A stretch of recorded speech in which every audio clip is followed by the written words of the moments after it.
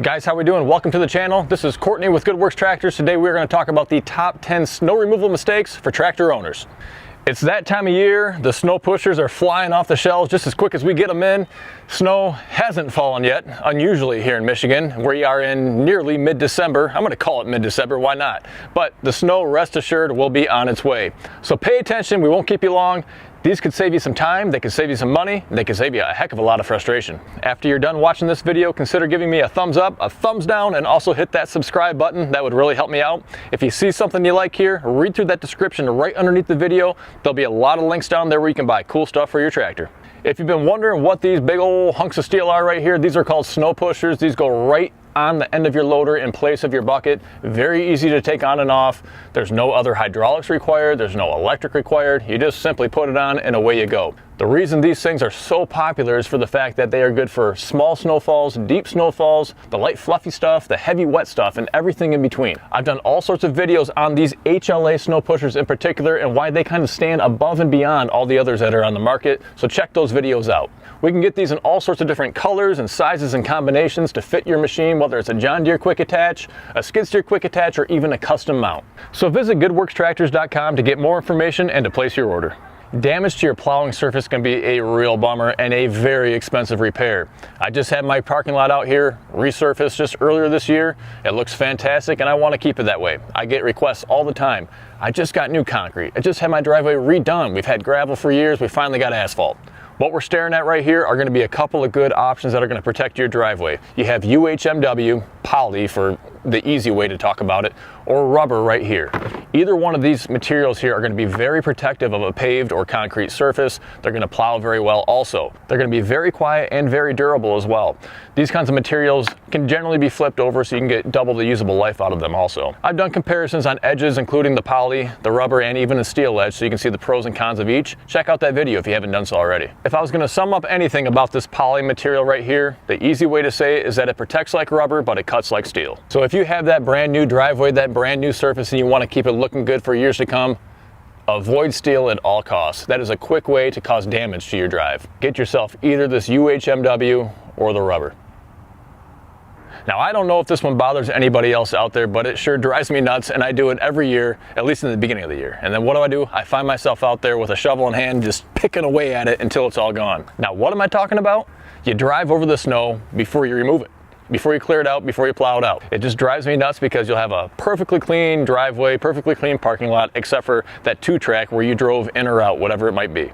So if your pusher or plow has a steel edge on it, there's going to be a pretty good chance that you can get rid of most of that packed snow that you've driven over already. Even the UHMW or that poly is going to do a pretty darn good job of getting rid of that. However, packed snow is just a very tough job for rubber. So if you have a rubber edge on your plow or pusher that is specifically designed to protect the surface that you're plowing, well, guess what? It's probably not going to do a very good job at cutting through that packed snow. So the best thing you can do in that kind of scenario is get to plowing it before you drive over it.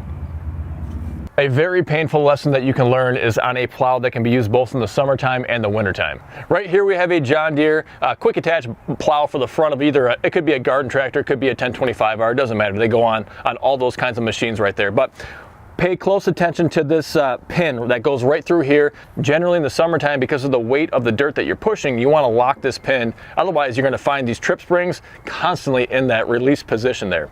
However, when you get to wintertime and you're dealing with hidden obstacles, say it's a curb or landscape edging or a rock or whatever it is just off the driveway, if you don't have this pin released here, you could find yourself coming to a sudden jarring stop. And you'll see posts online on forums of folks that have either had really significantly damaged equipment or even hurt themselves, jamming, breaking a wrist, ribs, lots of issues that come up, lots of painful injuries that come up to the tractors and to yourself. So it's very simple. It's just this little pin right here. Make sure you pull that out, get that in the released position right up there.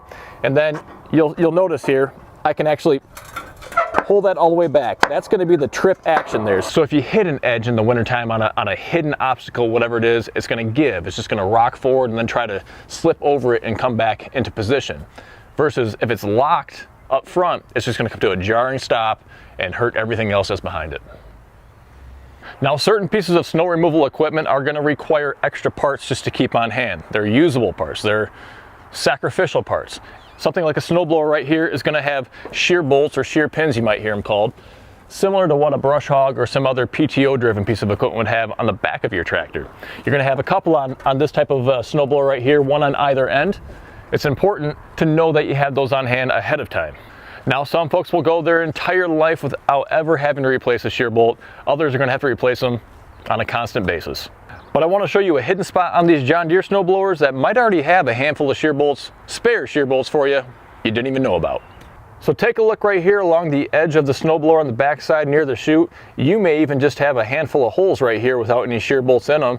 Wondering what those holes are for? Well, that's exactly what they're intended for. So stock these up. If you happen to shear one or two of them off, make sure you go to the store right away and replace them. That way you always have a full stock if you need it. One of the most frustrating signs of damage that you can have is damage to your yard, damage to your landscaping, damage to your curbs. Get yourself some stake markers, okay? These things are, what, a couple bucks a piece, something like that. At least get yourself a handful of them so you know after there's 12 inches of snow on the ground where that line is, because I swear, I tell myself, I can tell where the driveway ends and the yard starts. You know what? The few times I've done that, I normally clip at least a little bit of my turf off. Looks like crap in the spring, so avoid that problem now. Get out there, get yourself some stakes, even a handful of them, okay? Don't spend $100 if you don't want to. Just get a handful of them so you kind of have that line up and down. And you don't have to push the limits, right? You don't have to go and get every single micro inch of your driveway cleared. Play it safe, give yourself an inch or so of space there. You'll have nothing to worry about then. One of the worst things you can do is when you get that first good snow of the year is push that snow right off the drive or the parking lot right to the edge and then leave it sitting there, okay? You gotta have a plan for not just the first snowfall of the year, but for the entire season, because oftentimes you get that first snow, the first couple snows, it kind of warms up a little bit, then freezes up.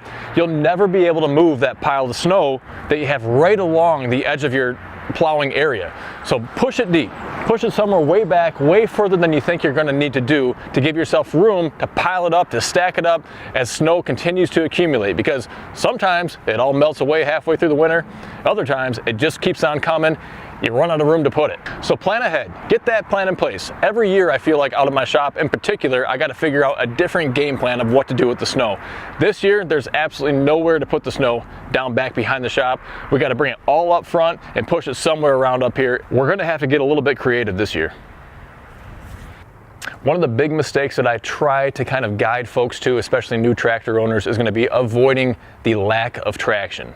There are several ways you can go about improving your traction. Let's talk about those now. Most often, folks want to put as big of a piece of snow removal equipment on their machine as possible. It's not so much that it's a big piece of equipment that's the problem. It's really that contact surface with the ground where the problem lies. The type of tire that you have on your machine is going to make a huge difference in the amount of traction, therefore the amount of snow that you can push. I changed out my tires to this tread pattern right here specifically for snow removal purposes. Last year on a 4066R, I had the R4, the industrial style of tread pattern.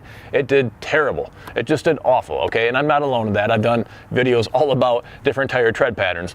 This tread pattern right here is just going to be designed a lot better for snow, for mud, that kind of application there, but I'm really looking forward to using it this year. So the other main component of traction is going to be weight. There are several ways you can accomplish getting that additional weight that you need. One can be through the use of a ballast box on your 3-point hitch. You can load this puppy up, get about 800 pounds or so of ballast weight.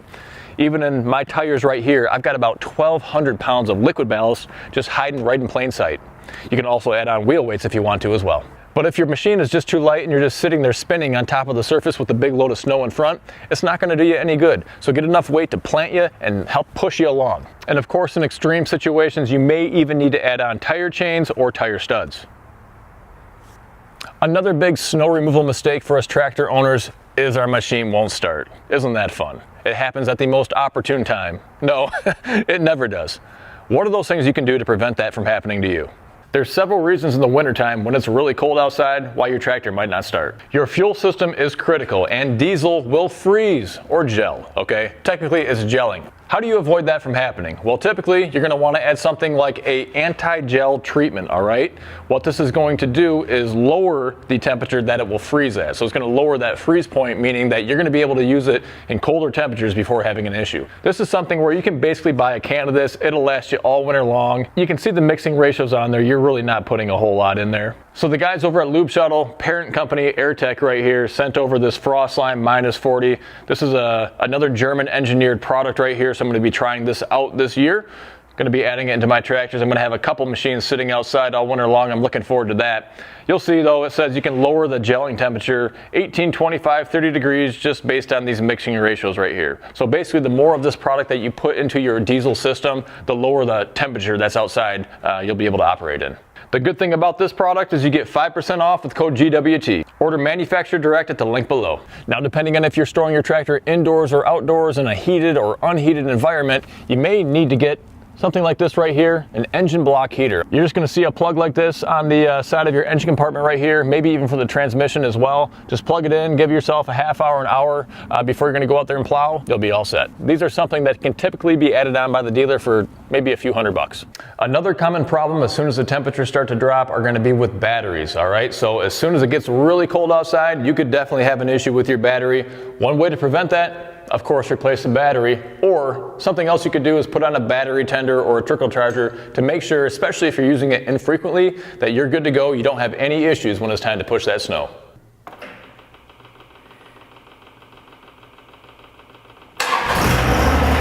Isn't that a beautiful sound? Now, if you want to hear that sound all winter long, make sure you use your glow plugs. That's something that's pretty much standard on all modern day tractors. So don't just go cranking your tractor on. That's just asking for problems or asking for it to not start and the frustration to kick in. It's 20 minutes after 5 and it's already getting dark. That's what we deal with all winter long when we're pushing snow. Make sure you have your light situation figured out. Your tractor has flashes for a reason. Now is a great time to use them. If you're going out onto a public road, even inside your neighborhood in a cul-de-sac, for instance, I know I like to put my flashers on, make sure I have all my lights on, every single one. I want to be seen from every different angle. You might think you're just going out there really quick to turn around and spin back and come back up the driveway. That's when accidents happen. Now's a really good time to check out your lights, turn them on, give a look around, see if anything needs to be replaced. Oh, well, it looks like I have work to do. And if these lights look a little bit brighter to you, I replaced all 6 of the work lights and headlights with an LED bulb for less than $80.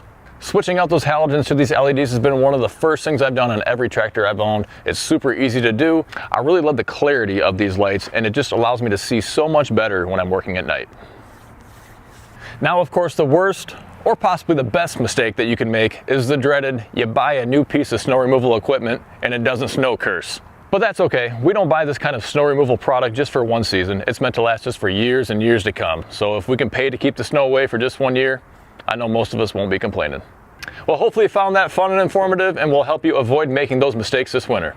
If you wouldn't mind, consider giving me a thumbs up, a thumbs down, and subscribe to my channel by clicking that button below. And don't forget, if you're interested in something you saw in this video, read through that description right down below as well. You'll see all sorts of helpful links down there for tractor owners. Well, until next time, stay safe. We'll see you soon.